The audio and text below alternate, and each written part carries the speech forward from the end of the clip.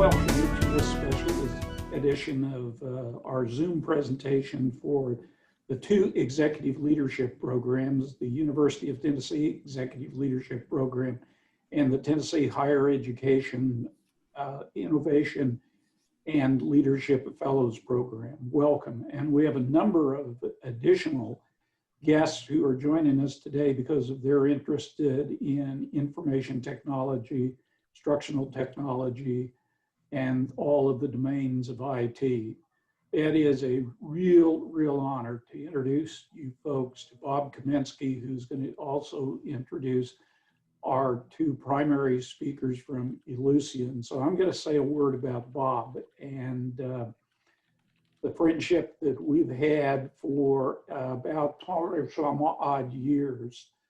And I'll tell you that when we talk about being enterprise leaders, then you want to have a partner like Bob Cominsky has been for me over these years, because through him, I was able to make a major transformation within a matter of months of what had been predicted to be a 3 or 4 year transformation of our entire IT operation when I was in Pennsylvania.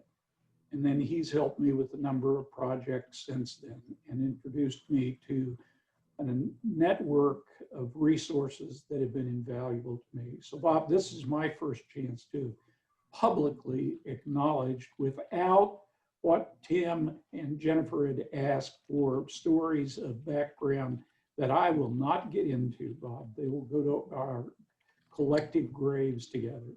With that, I'm going to turn it over to you, Bob, and let you make some comments about Ellucian and then also about our two speakers. Bob, thank you so much for the kind words, and it's always a pleasure to see you. And it's been a genuine pleasure for me to get to know you over these past X years. I really enjoyed it and appreciate it. I'm honored. Thank you all. My name is Bob Kaminski, and I am Vice President of the Ellucian Managed Services Division. I believe most of you know of Ellucian, but primarily as a software company. Probably familiar with Banner, Coley, Power Campus. What you may not know is we have a division called Managed Services that is dedicated solely to help client institutions, to help colleges and universities align technology with the strategic goals and objectives of the institution, and to help optimize technology enterprise-wide. And we are product independent, so regardless of the ERP system or technologies a college or university happens to have, we're there to help, and we're there to help get the highest return on this highly strategic asset called technology, which is why I know Bob believes, as do I, that this session should be very helpful to all of you leaders, as over the past several years, technology really has become a highly strategic asset. So on that, I'll just briefly mention that with me here today, and I won't be presenting, my two colleagues who are senior directors within our strategy and planning group, Dr. Tim Coley and Dr. Jennifer Latino. And also joining us today is our general manager, the head of our strategic or our strategy and planning group within the Managed Services Division, Carrie-Ann Potenza. So on that, I'll leave it to Dr. Coley, Dr. Latino, and I hope you enjoyed the session. And please never hesitate, don't hesitate to reach out to any of us if you have any questions after. And I know we'll be joined by our respondents at the end of this presentation. Dr. Coley, Jen. Thanks, Bob. We appreciate it. Yes, good afternoon, everyone. Thank you so much for spending some time with us. We are also fans of the Bob Kaminski fan club. So when Dr. Smith asked us if we would spend some time with you, we were really excited to put a presentation together for you about what is it that institutional leaders need to know about technology. Admittedly, there's too much that we can do in an hour. And so we are going to give you kind of an overview of some key concepts. And so we want to give you a couple of points of note. One, there are a number of resources at the end of this slide deck. And so if we share something and you think, oh, I want to dig deeper into that, I want to know more about that, we've provided a resource page that allows you to do that. Just as Bob mentioned, you can reach out to him at any time. We have our information at the end of this deck, and we welcome you to do the same. So if there's something we mention that you want to talk more about that we need to do outside of this venue, we're happy to do that as well. But what we've done is select some topics that we think are essential for institutional leaders to know something about, and we're going to graze the surface of each of these things. And then we certainly want to invite discussion from you and hear about your own experiences with these topics. And so we will share and then invite you to join us as well. So the topics will be broken up into kind of two themes. The first is integrative technology leadership. And so we'll share a little bit more about that concept and why it's critical to us at Ellucian. And then the ownership of processes. And so hopefully there'll be some things here that resonate with you and that you can take along in your leadership journey. The reason that we're together today and the purpose that we developed with Dr. Smith was that we want to help you think about the challenges that technology might present to institutional leadership, and then how you overcome those challenges. And you'll see a theme from us about the alignment of people, processes, and then the technology tools. And we really see those as an essential triangle. You can't just focus on the people without the processes and the tools. You certainly can't just purchase technology without thinking about the people and the processes. So we want you to keep that in mind as a theme as we're sharing about each of these concepts. So we want to give a little bit of an introduction just to get you to believe that we are folks worth listening to. And so we'll share a little bit about ourselves and what we do with Ellucian before we launch into our content. You will see from my introduction slide here, I have spent most of my career working at institutions in the Southeast. I am Tennessee adjacent. I live in North Carolina and a neighbor to you, and have definitely spent some time in Tennessee vacationing throughout my life. Prior to joining Ellucian, I worked at a variety of different institution types, from a community college to a faith-based institution, a women's college, large research institutions. And what I found from those diverse experiences is that regardless of the institution type, our challenges are actually quite similar. And we continue to see that in our work as consultants with a variety of different institution types. And so in my roles at an institution prior to joining the Ellucian team, I was always a technology user, but you'll see from my titles and experience, I was never a technology owner. And so I approach my work with really a lot of empathy for what it means to be a user. And I think that's critical for institutional leaders to really sit themselves in the user seat for technology, but then to couple that with a commitment that we want to help institutional leaders use the technology tools that are available to them to help meet their goals. And so hopefully you'll see some of that from us today as well. And I'll turn it over to Tim.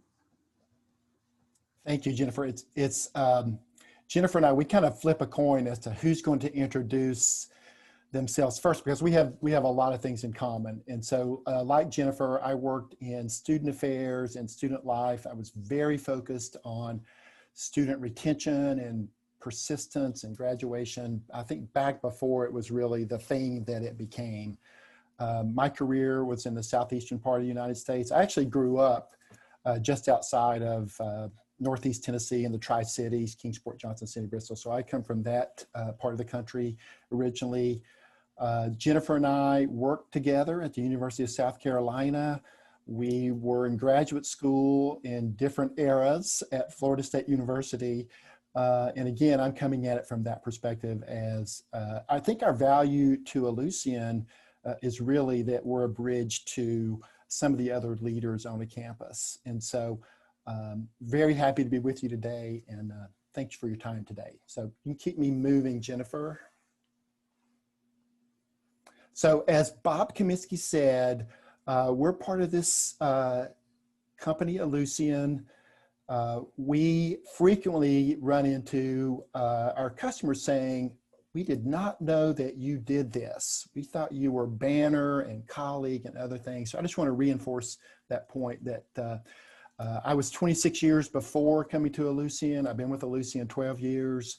And so Jennifer and I do a variety of planning, strategy, communication, what we call governance that's what we do. And not a big commercial, but just letting you know that our company maybe has some more breadth than maybe you expected.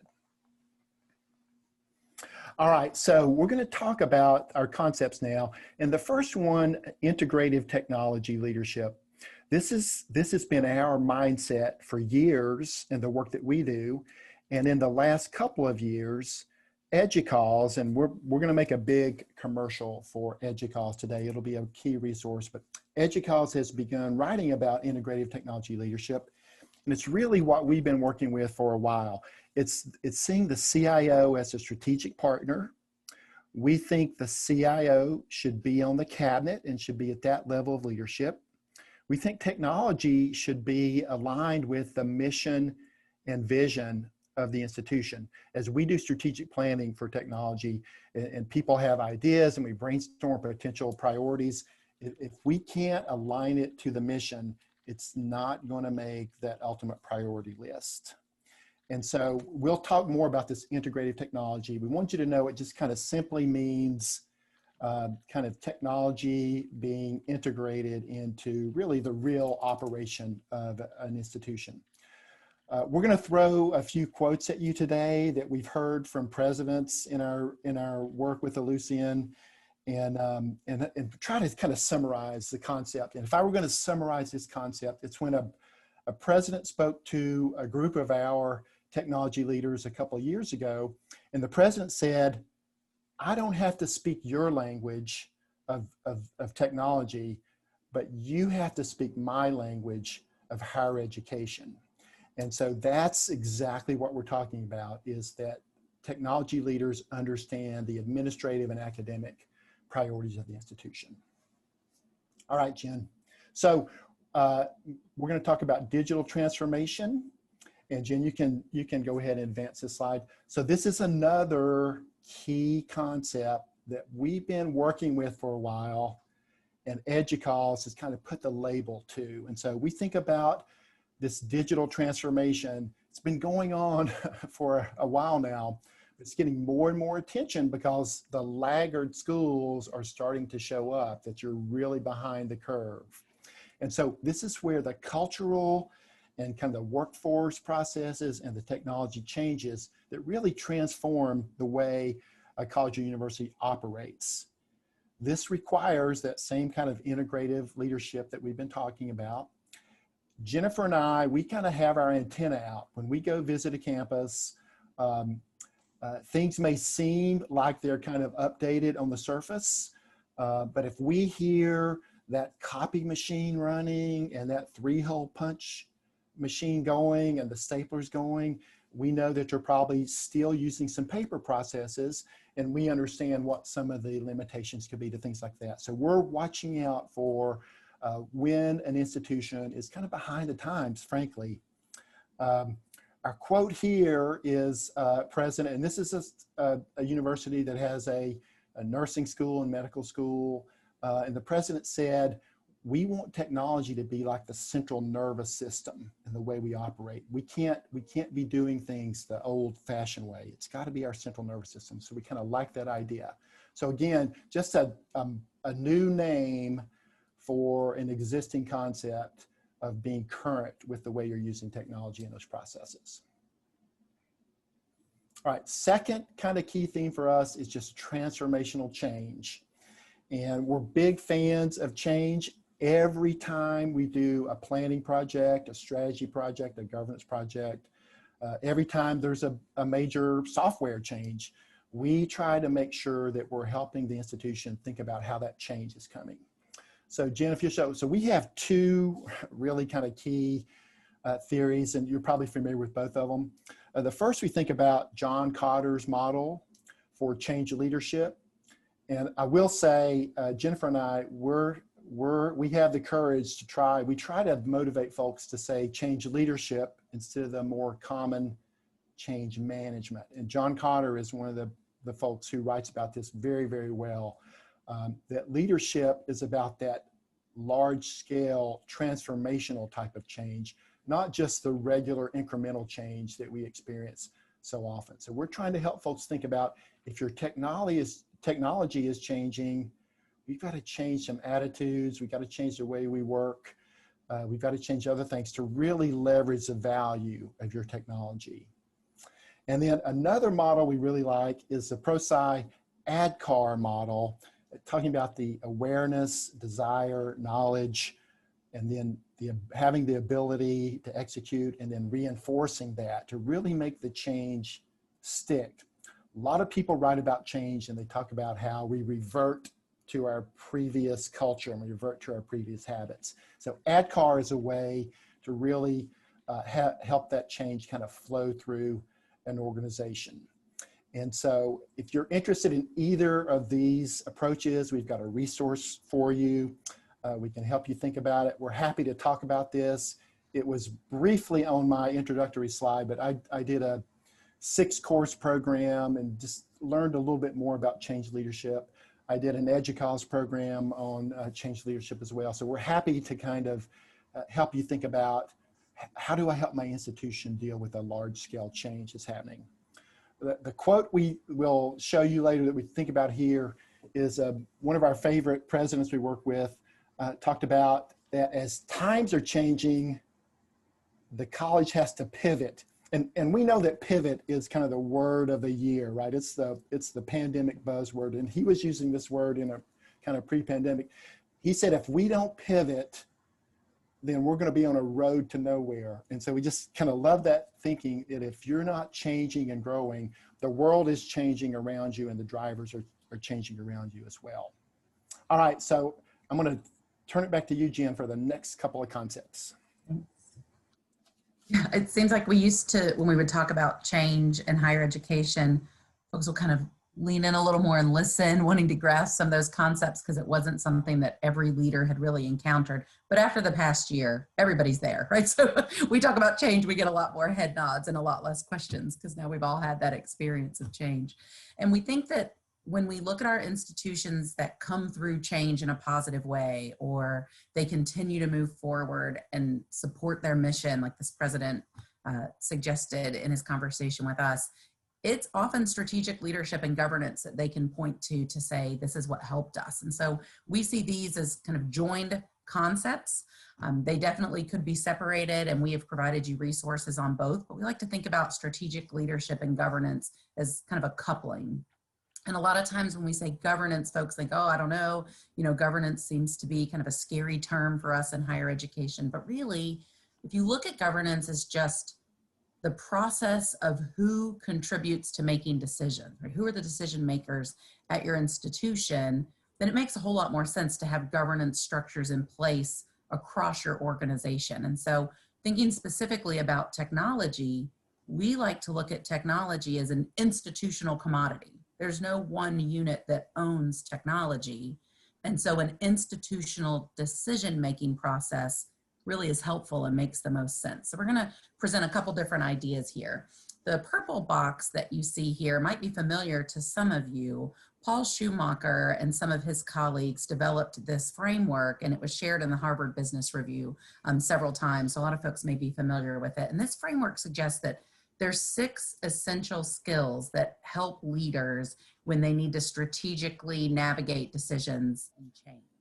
And as a leader, it's important to be able to see all of these in yourself. They actually have a self-test you can take if you're interested. I think if you just go to the resource that we provided and look for self-test, you'll be able to do that. The concept that any one leader, though, would have all 6 of these at an equal amount is unlikely. And so that's where we think governance really comes in. It's important to have all these skills at the table, but maybe they don't all come from one individual, or that they aren't all delivered from the same direction of the institution. And so the governance structure that we really like is to look at, how do we put the right people in the right seats? And so when we think about technology governance, for example, we like to think of an IT advisory council. So it certainly includes some folks from institutional technology. We like to see the CIO or your chief technology officer as a part of that. But we also like to see folks from across the institution participating in that. So when you think of this IT advisory council, it typically is made up of executive level folks. So people who have decision making across the organization, who have their hand on the pulse of resource allocation, They know the strategic goals of the institution.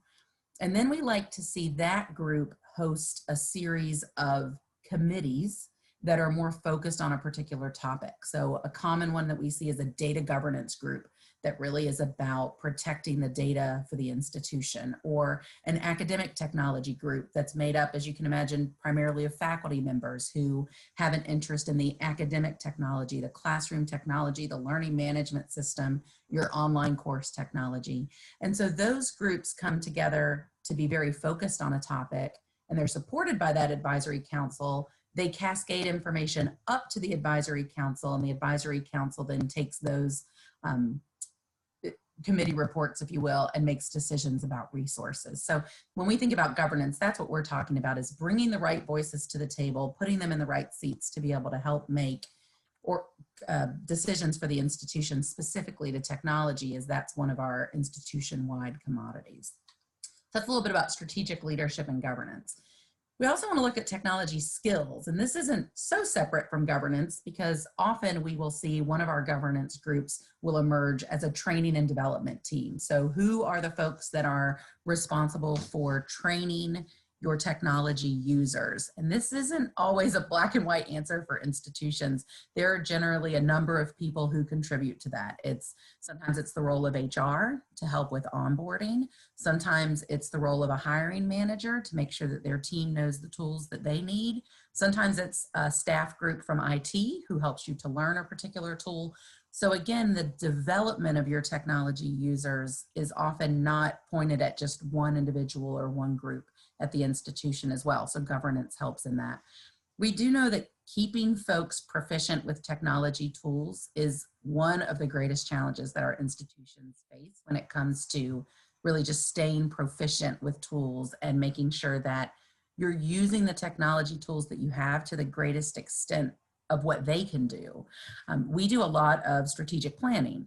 And one of the strategic plans that we're often working on is the technology strategic plan for the institution. And when we were preparing for today, I said to Tim, have you ever done a technology strategic plan where training was not one of the goals? No, 100% of the time. And it's the same for me, right? No matter what institution it is, no matter if it's an institution that is young with their technology, one that is quite mature with their technology, a 4-year, a 2-year, 100% of the time, one of the goals that comes out of that strategic plan is training. And so when we know this is such an important part of having a robust technology environment, we really need to think about how much time and effort and resources are leaders allocating to this development, because the people component is critical. Here's this triangle again. If you just buy the technology tools, but you don't train the people and develop the processes, then it's just a piece of software. If you have the processes in place, but the people aren't trained, then the technology is not helpful. So it really requires the nurturing of all three parts.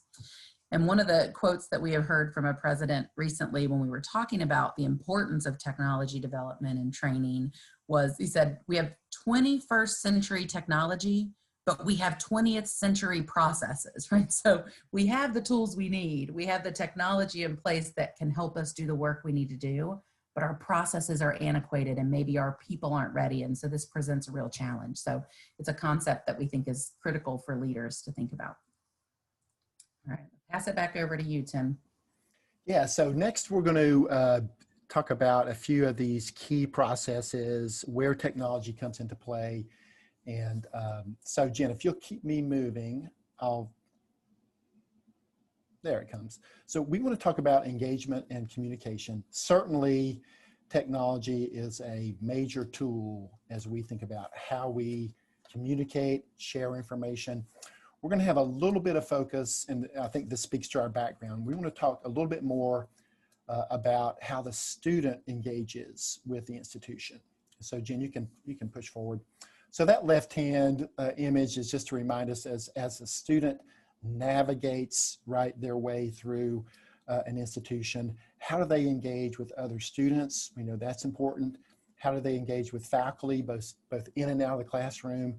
How do they receive the services from the institution? And again, my background is coming at this from retention and persistence work. You can't really talk about persistence and completion without talking about engagement and involvement. And it's a given now that any successful retention effort is going to be focused around student engagement. Jennifer and I are fans of the National Centers for Student Engagement that go by NESSE and SESI, and we can help you think about that. And then, you know, that it also comes to mind how CRM products, constituent relationship management projects, certainly those come into play as we think about really two kind of sub-functions. How do we manage significant communication campaigns? What messages are we sending to students? And then secondly, how are we kind of using the analytics and kind of tracking their response? When we send students a message, do they take the action that we hope? And what's the outcome if they do take the action? And then what's the outcome if they don't take the action? And a CRM solution is just kind of your common tool that begins to help you work with students in that respect. Our middle image there is we're just thinking about, I think particularly during the pandemic, we're doing a lot of things virtually.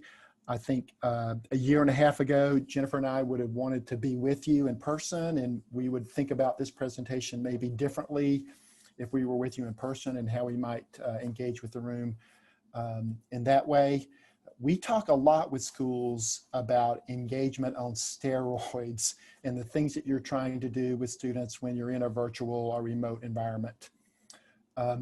I'll share with you, I'm also the parent of a college freshman. And so last year in the last couple of years, we were going through the recruitment phase, and we got to I got a reminder on how institutions are engaging with their prospects and those campaigns that we would get from different institutions, and mostly through email and also text messages. So I got a refresher course on that, and frankly, we've kind of used a lot of that to help schools think about how they're reaching out to prospects. And then we also think about it with current students as well. And then we also, alumni affairs has been very good at engaging with alumni. And sometimes it's the current students that's a little trickier, right? We kind of have a very simple model of reaching out to prospects. And it's kind of straightforward reaching out to alumni. Then it gets very interesting as you're thinking about reaching out to your current students. Obviously, this is just another point that we're looking at that intersection of how we're using our technology tools, how we're designing processes, and then how we really engage with folks. One of the things that we think about is as we move to more virtual services and more digital services, Jennifer and I both worked at smaller private universities where it was all about the personal touch and the services we give to students. And so the thing we think about here, and the president talked to us about, you know, how does technology help us go with high tech can lead to high touch and really not be a barrier to the high touch, but really kind of accelerate that. And so effective use of that can really help the student feel connected. All right, Jen. All right, so we also want to talk about, right, I'm sure this is no surprise, we want to talk about data and being a data-informed culture on your campus, how you're using data, how you're using reports, and so forth. And so, Jen, if you'll get to our images there. So the image on the left, we wanted to get you thinking about this. We spend a lot of time talking with schools about how that raw data becomes processed, and how it's gathered, how it's analyzed, how it becomes useful information, how it becomes actionable, how you can improve your services, how you can improve your decisions. This is one of our mantras is, can we get the right information to the right person at the right time to really make a difference in performance? And so we think about that kind of performance-based data a little bit differently than that kind of historical annual report type of thing. We're thinking about a different culture, that what data do I need right now? And again, in my case, to help a student today, not analyze a 6-year or a 3-year trend, right? So we think about data standards, and Jen mentioned data governance is one of the things we work with. Some simple concepts there that I frankly did not hear a lot about in my 26 years as an administrator for some pretty good universities.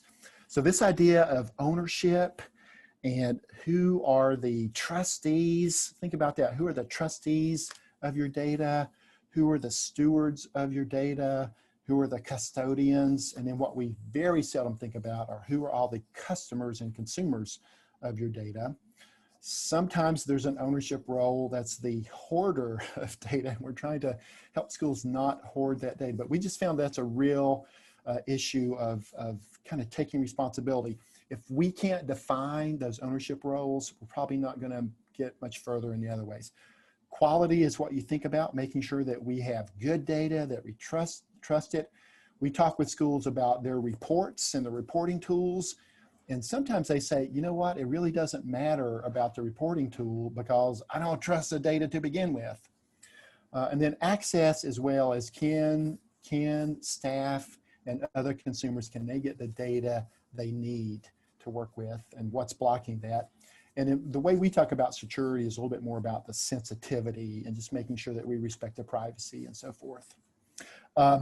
We have a really cool quote here, and it's repeated often, but presidents do say it to us pretty frequently, that they're drowning in data in this era of kind of big data and lots of statistics, drowning in data, yet starving for key information. And so we think about that, about how we can get the kind of data we need. And that kind of leads us to thinking about the concept of key performance indicators.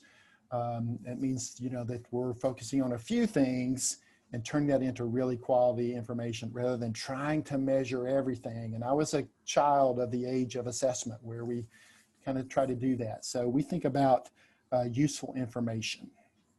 All right, Jennifer, back to you, friend. Thanks.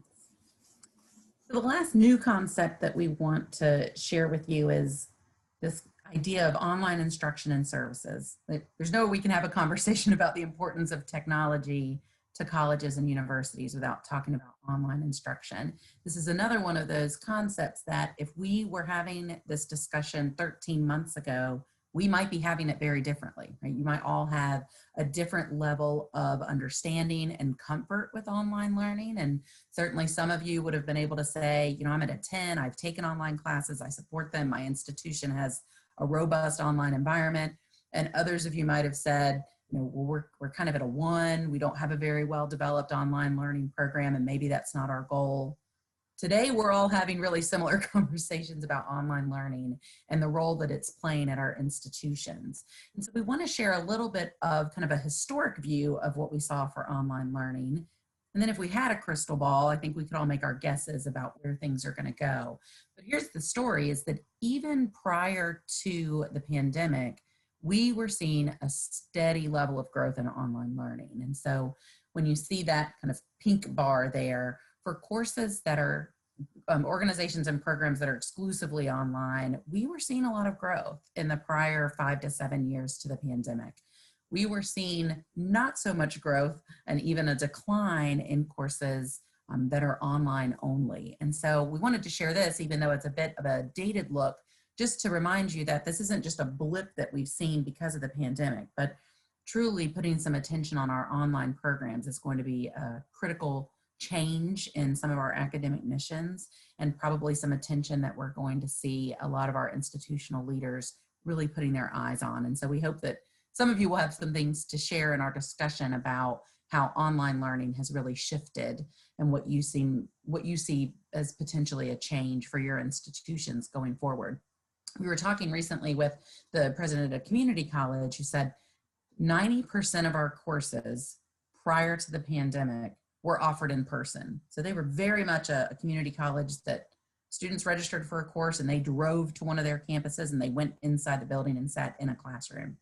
And he said, coming back from this in the fall of 2021, we expect for 50% of our course offerings to be online, and they suspect that that will be true for them forever. And so when we think about the change in demographics of our students are getting older as they start college. They're balancing more on their plate as they are either starting or returning to a college experience.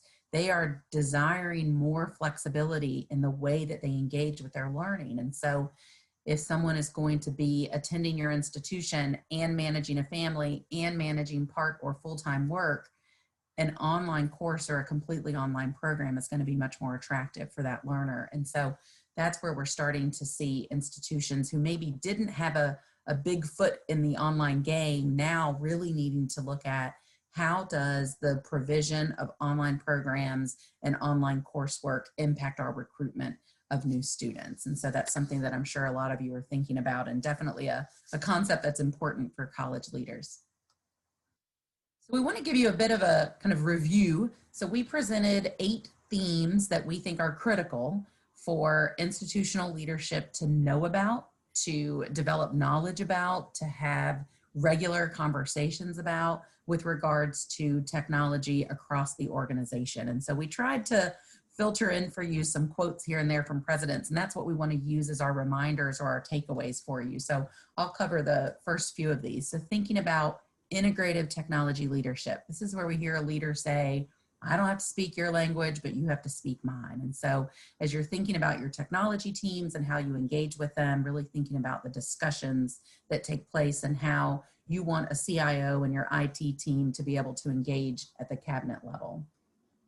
Thinking about digital transformation, that technology is everything, right? It's the nervous system of the institution. And this is something we've certainly seen this year. We like to use the terminology institutional commodity. Like people didn't always know what that meant, but after this year, everybody knows what that meant, right? Technology is a truly institutional commodity and something that enables everyone to do their work and is necessary for everyone to continue to do their work effectively and efficiently.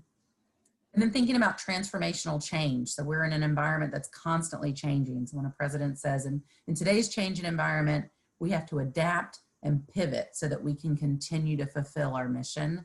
And then this particular president, this came from actually a letter that he wrote that he put in the front of their strategic plan that we supported them in building. He said, we haven't been in the business of building bridges to nowhere for the students that are in our care. And so it's never been our mission that we set students up to go nowhere. It has always been our mission that we set students up to go places, right? We want them to go and be successful, whatever that variety of goals is. And so thinking about how change is necessary to make sure that we continue to help those students build those bridges to somewhere.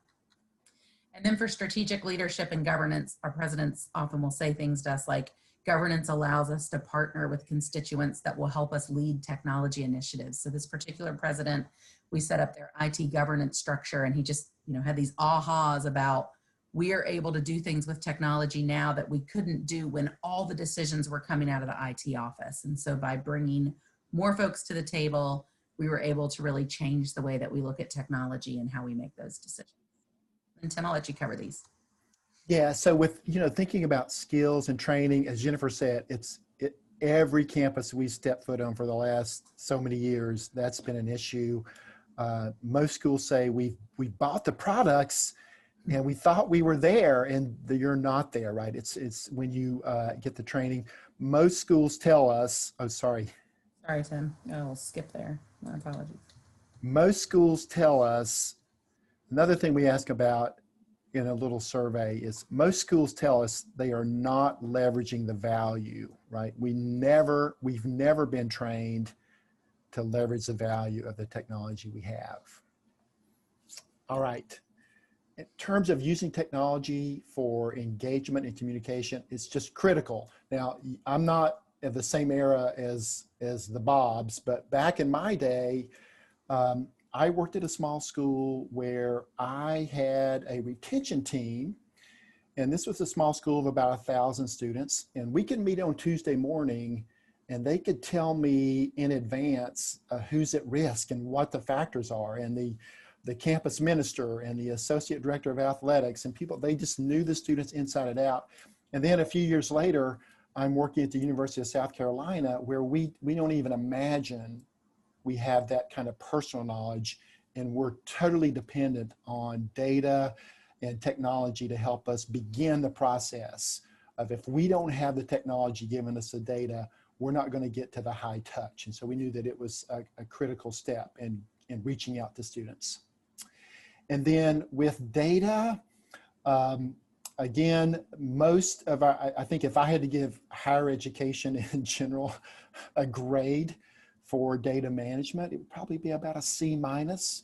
We don't run into a lot of schools that are crushing it with the way they handle their data. And if we had time, I would encourage y'all to think about maybe why that is as an industry. We're just not that good at it so far. And or debate me on that, right? Tell me, make your points for why you think we're pretty good. But again, as a leader, you're going to need useful information that's actionable, that you can go to work with and not get lost in a sea of data. And then as we move to online instruction, Jennifer and I were very interested, you know, there's been so much written about the impact of the pandemic, and will higher education be changed forever? And just this week, we were looking at some new data from EDUCAUSE, where folks were kind of answering a national survey about, do you think this will be a permanent change? Do you think this will be a temporary change in the way you do staffing, the way you do funding? About half of the institutions said this could be a permanent change to us. We've learned some things in the pandemic, and now we think we might just go ahead and keep some things in place, even when it goes back. Jennifer and I are eager for a post-pandemic environment that we don't think we're quite there. And again, you see with courses, we think that's going to be one of the key areas that now people have figured out, hey, we can do this pretty well. We were kind of pulled, maybe dragging and screaming to adapting some online courses, but now that we've done it, we think we can do pretty well. All right, so we wanted to, I hope we saved some time for Amy and Angela to kind of speak to what they want to. So Amy, I'll just turn it over to you and then let you and Angela do your thing. Okay, thank you. I'll go first. Angela, if that's okay with you. I wanted to just touch on a couple of topics that you all talked about, specifically integrative leadership change, transformational change, data-informed decisions. And you talk specifically about people, processes, and technology, and making sure that you combine those three. And I think you have to do that with all three of those. We still have a lot of people, I think, that think they can replace people with technology, or think they can replace processes with technology. And really you can't. You just have to change and adapt and be able to, as you all said, pivot in a lot of ways for all of those. And they all have to work together, because technology, the nature of it is constantly changing. And so you always have to be able to look at that, and you have to do that with all three pieces. You have to do it with the technology, the data, you know, and the people. So the processes and all of that have to work together and have to be fluid. I do kind of want to challenge the fact, or you're talking about online instruction. I think a lot of, and even our institution will have a lot more online courses, but we also received a lot of pushback from having only online courses. So I think there's still a real strong pull from people and students to have that in-person, face-to-face engagement in a lot of ways. And in some courses, you almost have to have that. Labs, you know, it just makes more sense to be in person. But I think there will be a shift, and I think there will be a change, but I don't think that we'll get to the point where we'll be completely online, at least at our institution for now, because we still have a really strong pool with traditional students that want that face-to-face. And we received a lot of pushback, so we really had to focus and try to come up with different ways of engagement, which we did in a lot of ways, and technology was a key part of that. So Angela, do you want to go? Sure, Amy. So I'll try to have lots of notes. But to that last point, you know, that Amy was talking about with the students and the engagement, I think University of Tennessee, all the campuses have done really well during the pandemic. We've actually increased our enrollment, while a lot of other colleges and universities have decreased their enrollment. So we're doing something right. I know we began campaigns to reach out to students to see how they were doing, checking on them. But you know, so I work at the Institute of Agriculture, so our mission's a little bit different. We do have Herbert College of Agriculture, but that is kind of under the UTK umbrella, the Knoxville umbrella. But we have a Department of Vet Med students, and they have clinicals, so they have to be there to work in a hospital setting to work with large animals, small animals. There's just so many activities that we do as an Institute of Agriculture that almost have to be face-to-face. So we've really tried to work around that, and I think students, the students that we are marketing towards, which have been for University of Tennessee Knoxville and our College of Veterinary Medicine, those are traditional students who are the 18 to 24-year-olds going to school. And I understand the national trend of the people who have jobs who don't want to quit their jobs to go back to grad school, or the people who want to better themselves through getting a college degree after they're already employed and have families. So I understand that point of view. We were talking about, does your CIO sit at the top level of the organization? Are they part of the cabinet? And are you doing what I call portfolio management, which is integrating your strategic plan, whatever those goals are, in with your project management within IT? So I have seen University of Tennessee Knoxville and do this really effectively over the past 10 years. So they've really gone from a culture, especially probably like 15 years ago, 15 years ago, they went from a culture of crisis of the day management to very structured portfolio management that leverages all of their teams really well. So my organization, we're trying to implement portfolio management, and we're in the process of doing that. So I think the CIO needs to be able to communicate with a lot of different audiences. So you have to have a range in your communication. You also have to help your staff simplify the message. A lot of people aren't going to get the long, drawn-out technical message with a lot of exceptions and caveats. So you have to really help them with the message, and it has to be simple to get that out across the Institute. And we're a different organization because we have extension as well. So we have an extension office in 95 counties. So we have to rely on our trainers in extension and our IT administrators in extension to get that message out. And we have ag research stations across the state as well. So we have to also allow time for communication. So we just can't come up with a plan and go, tomorrow we're going to do X, Y, and Z, which we did over the pandemic, and it worked out okay. But for our regular communications, we have to allow that time and that space and give them the message to go evangelize with people.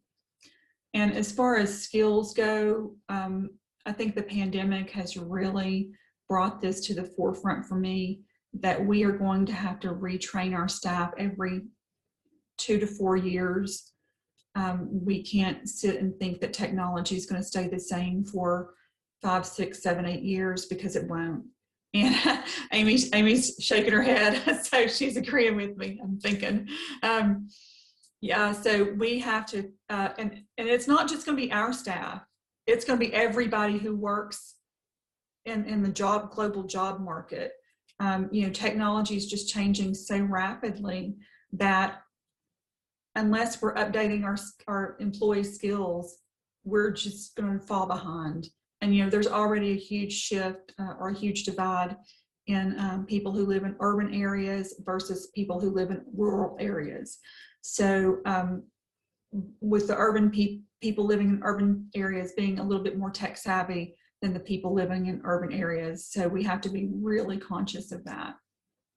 So I have a bunch of other comments, but that's what I'm going to leave you with. So thank you so much. Hey, thank you both. Very great points. And absolutely, I appreciate you all kind of balancing out some points we talked about. So we've got a few minutes left.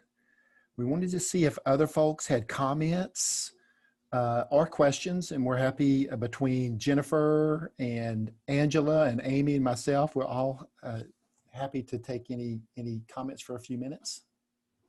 Well, I'll throw out a question.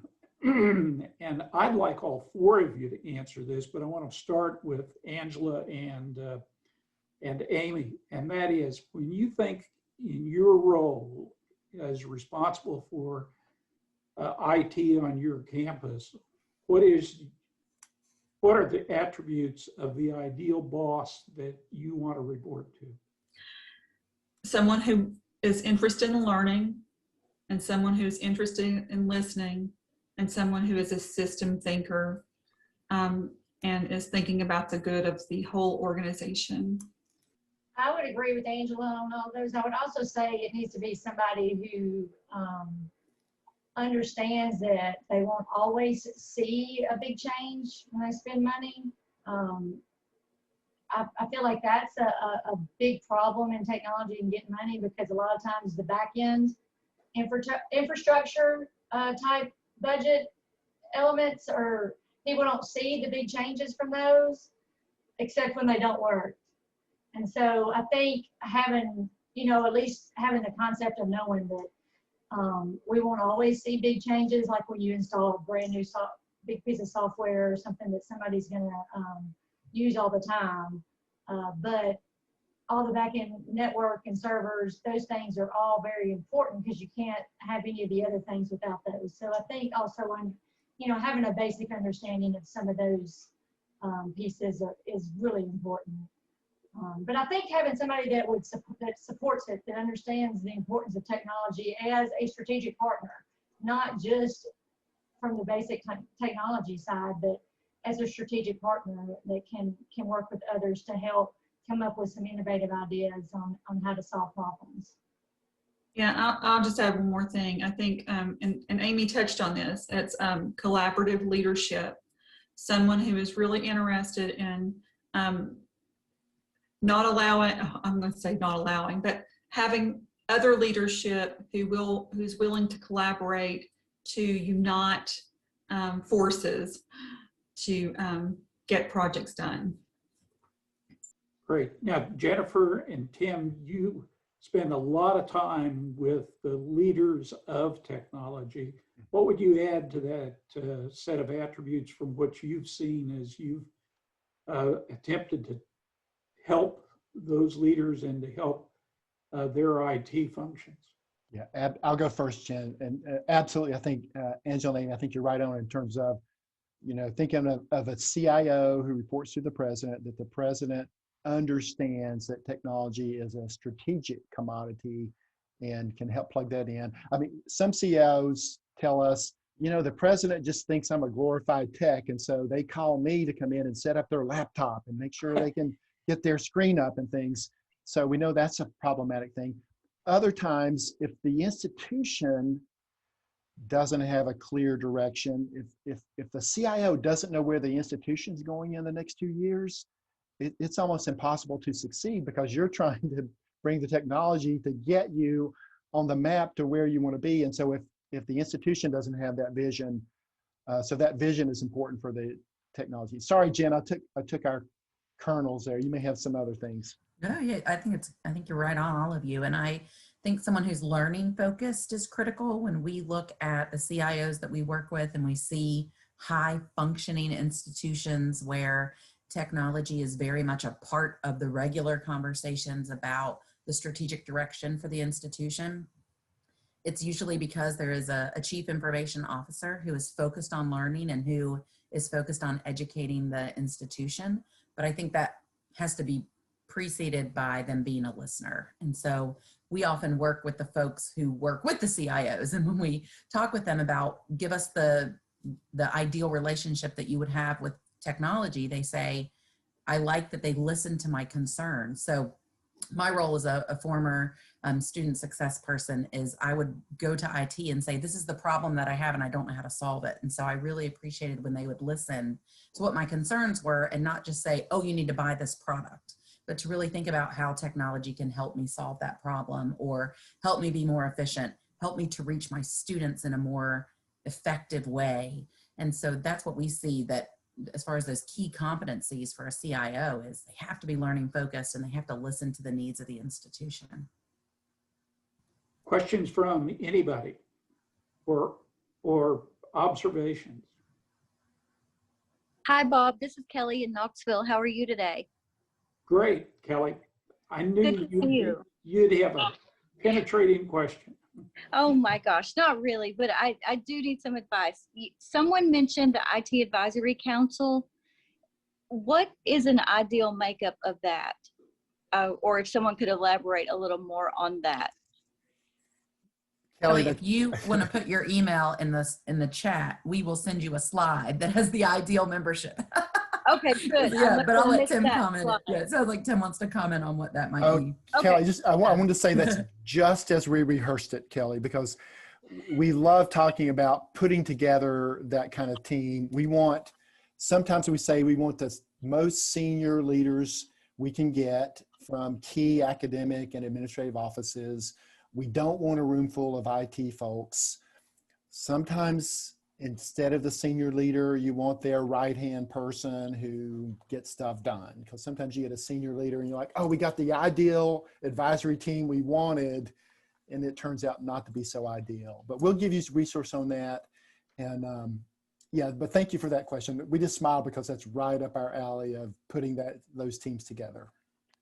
It's the usual suspects you would think from the major. I mean, you could take the organizational chart and start to look at, we need someone from the provost's office, we need someone from the major administrative offices. Okay, and how do you, well, okay, I can look at the slide and get the rest, but I'm really thinking about, like, we don't have an IT advisory council per se at my college, but I think it would be super important and transformational to have a broad section of our college represented to see what the needs truly are. I mean, we can invest in IT, and we're in doing that. We're investing in it and getting the equipment and devices we need and some infrastructure in place. But if we're not adopting the policies and practices to make it work, it's no good to me or no good to our students. Right, right. And part of the theory is you don't want the CIO making major system-wide for the institution. You don't want the CIO making those kind of decisions without that advisory board giving the thumbs up. And so we think about it when it's an Ellucian person on site, that it's good practice, but we think it's good practice for any CIO, regardless, that you need that. That's a critical step of having that team to give the input. How else do you interpret the mission of the institution? Exactly. Okay, thank you very much. Lori, jump in. Yeah, I have a question about, it's related to kind of trade-offs when making decisions about technology, whether it's policies, processes, or investing in some new big enterprise system. So I'm an engineer, and I very dangerously view the world through an engineering lens. And one of the things that it was pounded into me as an engineer is that when you're designing big enterprise systems, when you're making decisions about them, you kind of got these trade-offs of three things: quality, productivity, and safety / security. And you know, and you're trying to balance those things. So you can have something that's so high quality, but nobody can use it. It's not very productive. Or you can have, you know, something that's so secure, but nobody's productive. So I would just like, tell me, what am I missing? When I'm looking at things about technology through that lens, what are the other factors I should be thinking about in addition to those three things?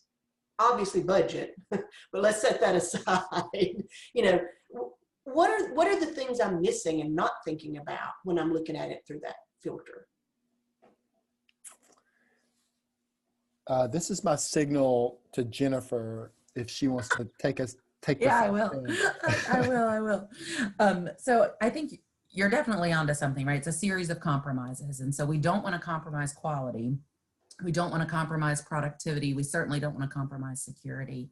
And I know we've talked a lot about EDUCAUSE, but one of the key resources that they put out each year is what are the top 10 issues for CIOs and for technology in higher education this year? And I often refer to it as what keeps CIOs awake at night.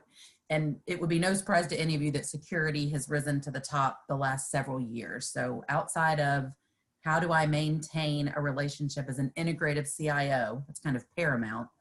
The number two is always, how do I keep a secure environment? And so I think currently in our environment, security is going to be paramount for you. But then I think that goes back to figuring out what the needs of the users are. And so let's say you're trying to decide about a learning management system, right? It's a major purchase. It's going to impact the academic mission of the institution. We certainly don't want to sacrifice quality, but we also don't want to select a learning management system that interrupts the productivity of our faculty or interrupts the teaching and learning processes for our students because it's too difficult for them to use. And that's where I think resources do come in, because sometimes you can't buy the Cadillac. And so you have to figure out what's the most reasonable for the resources that you have. But that's where that collaborative thinking really comes into place. And I think having folks be able to pilot a product is critical. There are likely folks at your institution who have used products in other roles. And so can you get feedback from them? I think references from current users, especially in a state system like you all have. Let's say you were considering purchasing an LMS. I would certainly crowdsource all of your colleagues in this group who has used this tool. What's the feedback that you have? So I think that research process in the purchasing process is critical, and making sure that you're getting outside of just the sales effort of the product and actually reaching out to the users and seeing what feedback you can gather from them. And then that top, it's almost like when you're buying a house, what are the things that you absolutely cannot compromise? You should have that kind of list. What are the things that we must have in a tool? And then what are the things that would be nice to have but aren't a necessity? And what goals do we want it to help us meet? Mm-hmm. Great, Jen. And I'll just chime in a little bit, Lori, and I want to tie it back to Kelly. Actually, when we work with an advisory board, one of the things we talk about are guiding principles, or we'll use different names for it, but we talk about the tensions. And so, Lori, that's going to be the theme of my answer, is not just the principle, but the tension. And we talk about the tension between being like innovative or being more kind of reliable and tried and true, right? Because sometimes if it's innovative, it's not fully tested. I worked for a president who said, we're not going to be on the cutting, bleeding edge. South Carolina said, we want Clemson to try it first and see if it works. And then we'll decide if it's going to be something we want to do. Access and security, right? How do we give the right access and yet maintain that security we want to? Jennifer and I usually kind of advocate for unity and uniform, and we're doing some of the same tools, but then that tension is between where do we have unity and where is it adaptable? And maybe the College of Agriculture is doing some unique things and it's not going to fit the College of Engineering. And so we try to help folks think about several of those principal tension points. And then, Kelly, that's what we're helping the advisory group say. If we kind of get grounded in these principles, then that'll help us go smoothly through the tough decisions we come up with. Can I just add one thing? I think if you're going to purchase any kind of system, I would survey my users for requirements, so that there's not something that's not on the radar that comes up at the last minute. And being at the Institute of Agriculture, I know that UTK does, their primary focus is UTK, right? But sometimes it'd be better, and this is not a knock on UTK, because they have a difficult charge to keep all of their colleges together. But sometimes, if some people are just at least informed on the front end, maybe we can make better decisions together. Yeah, so I'm at work at the corner of the university that's probably a little more preoccupied with policy. And so I had a question about, like, in terms of process and governance, maybe this is for Tim and Jennifer, but Angela and Amy, please feel free to jump in too. But like when you're working with universities, like do you do like a review of policies, or are there certain things that you're looking for to jump out at you, or does it ideally, is it something that comes out of having a good governance framework and processes in place? So we absolutely look at policies and procedures. Sometimes we ask the institution to kind of help us narrow in on what are the priorities. And we have different activities we do to help a group, you know, evaluate the current performance or evaluate the strategic importance of something. And so we try to say, we're not going to just deal with the ocean of policies that you have, but let's start with some of those that might make sense in a sequence. And if we can start there, we try to set up an institution to, we want to kind of train the trainer, so to speak. We try to say, we're going to deputize some folks and you're going to deputize some other folks. And this is almost an ad car type of feel, that we're not going to have 4 people that review all the policies, but we're going to train people and make this part of your culture so that then folks have their representatives in their offices that would do that. So usually people tell us a couple things. Oh yeah, we've got a policy and it's right up here in my brain. And the second thing they say is, yeah, we haven't really reviewed those in a long, long time. And so again, it seems not to be a priority. So yes, we would treat that as part of a governance. That might be a standing team for governance. It's going to be the policy review and just kind of serve as a catalyst. But we know that when Jennifer and I, when we stop talking about policy, that's when we say, now the work begins, right? We haven't fixed things for you yet. We've trained you and motivated you, and now your work begins. Yeah. We don't have shortcuts on that. I don't know. Jennifer, help me out. Yeah, there's no shortcut, right? But I think one of the processes that supports ongoing shepherding of your procedures and policies is documentation.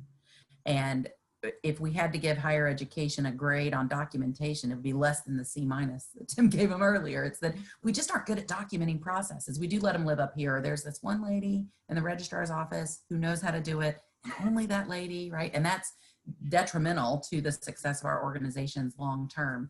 And so if we can establish a process where documenting becomes part of your normal development cycle, documentation day once a year, or somewhere it becomes a part of someone's job description to ensure that the documentation of your department is kept up to date, then the policies and procedures get more attention. So sometimes it's the process and task of documentation that then triggers a need for a review of process and procedure and policy. And so there typically are a few folks like you, Nick, on a campus who are really responsible or even interested in documenting our standards. And so if we can trickle that into the departments and give our departments responsibility for documenting their own processes, then that helps keep those policies more up to date.